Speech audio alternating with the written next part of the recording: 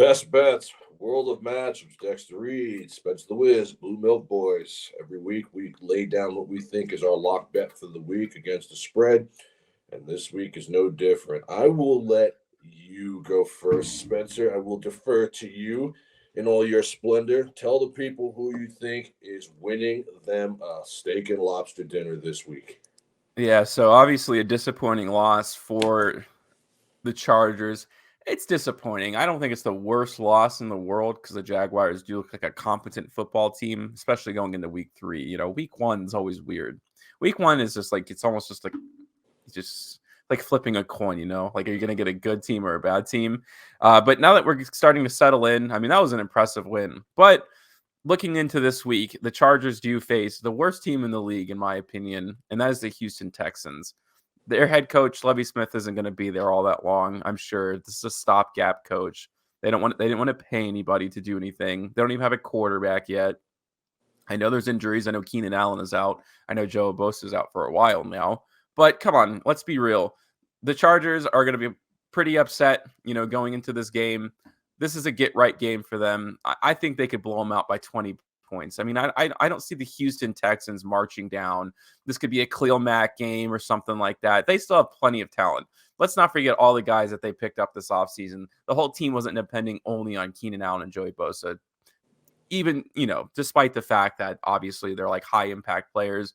I like a lot of the guys, for the Chargers, kind of their other wide receivers. I think the kid's name is Pharaoh or something, or I can't think of his name, but the guy's going to have a big game. He's a big pick for me on DFS. And actually, I do want to find his name to give it to you exactly.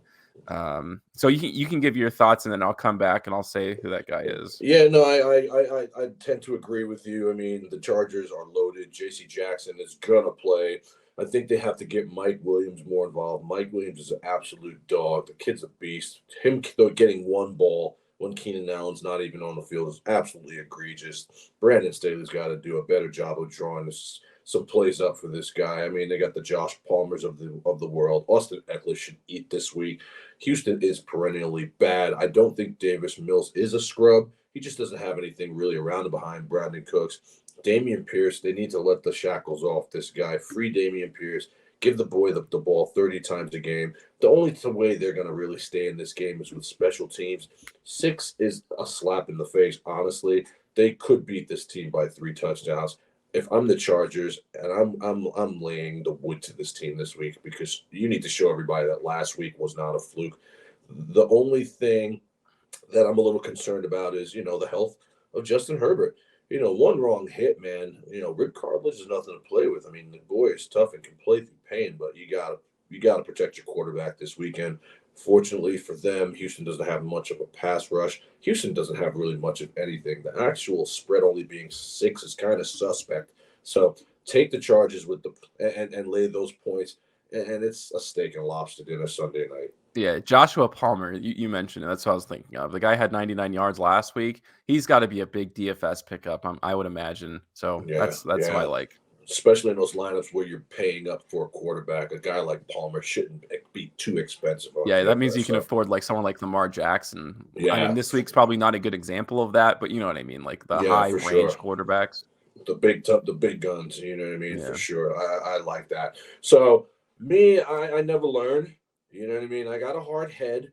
I looked at the slate this week, and I just didn't really love a lot of the games. I don't see any, I don't want to say gimmies, but there wasn't any other game besides this one that really has me thinking that this is definitely going to be a lock win minus the spread. And so this is like the 10th time I've taken the Raiders, and they've burned me all 10 times. But I'm going to go back to them here, man. It's October 1st. The autumn wind is here. Davante Adams has not been Davante Adams. I think this will not last forever. Look, it's a long season. They got new head coaches. Carr didn't play in the preseason. They've done a lot of things wrong in Vegas. But I don't think Denver's very good. Now, Denver's 2-1, but look at their 2 wins. Yes, they beat San Francisco. Okay, I'll give them that. That's a decent win, but I think that's more about Jimmy G being inept than Denver going out and winning that game. Nathaniel Hackett's horrendous, and they beat the Texans. I mean, how do you lose to Seattle Seahawks and Russell Wilson's homecoming? I don't think Russell Wilson's very good anymore. I think he's very average, and they gave the guy $1 billion. He hardly runs. First run I saw last week out of him was the first one I've seen in maybe over a year. He doesn't use his legs. Look, a desperate team is someone you don't want to look. You don't want to really step to a 0-3 team at home. Home dogs pay dividends, but they're laying wood. And I'll lay it here. I really seem to think that even without Hunter Renfrow, they got pieces. Mac Hollins can play. I think the problem with the Raiders is the offensive line and Josh McDaniels' play calling. If they can give me a B- effort out of those two things, they should win this game by a touchdown. Patrick Surtain is banged up. Josh Jacobs is still serviceable. Run the ball, control the clock, throw your little dump off passes, stretch the field. I mean, Darren Waller, you just gave Darren Waller. It's the problem with the Raiders, and you said it, man. You paid these guys all because I get you want to lock them up, and I get that. But sometimes prove-it deals are the way to go. And you gave all these guys long-term deals, and now they're fat, and now they're happy. They're not hungry. You know what I mean? And the Raiders are better than people think they are. They just they haven't been together long enough. I personally think getting rid of Richard Bisaccia was the wrong move. If they had Bisaccia on this team, they'd have at least 2 wins right now, and no one can talk me off that. And so we give Nathaniel Hackett the business. Look, Josh McDaniels has to get some scorched earth from me too. But I do think at the end of the day, Daniel Carlson is a great special teams piece, a great kicker, can kick it from deep, and I see them winning a 3-point game, which will cover the spread and give them their first win. The Raiders cannot go to Kansas City 0-4. They can't. They are. They're going to go into the bye week 0-5. I'm telling you right now. And you're probably right, but I'm still going to take the Raiders here. I just can't see. If they didn't have Devontae Adams in this game, I could see it. But that guy is way too good of a player to be catching 3 balls for 30 yards. He's way too good of a player. And Darren Waller's way too good of a tight end to be. How many more of these balls can these guys drop? You know what I mean? I mean, Carr is a bum. But he was not the issue last week. Carr was putting these balls right on the numbers, and these guys were dropping them left and right. And that backup tight end has been flashing and showing some heart. You have enough to beat Denver here.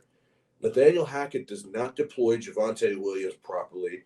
They're not running the good plays for Russ. This is a very beatable team.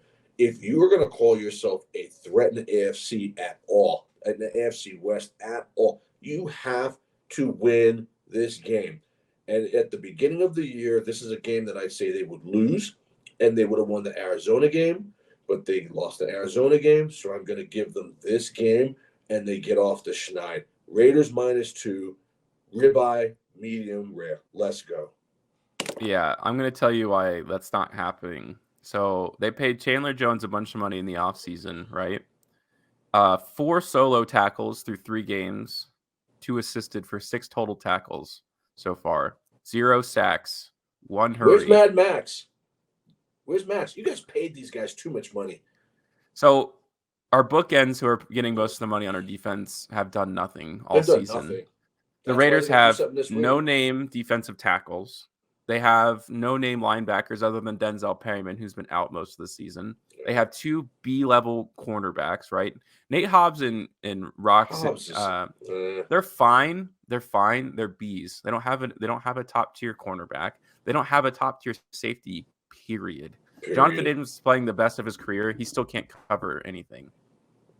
I love Trayvon Moehrig. If he would play, he doesn't. He's always hurt. The best ability is availability.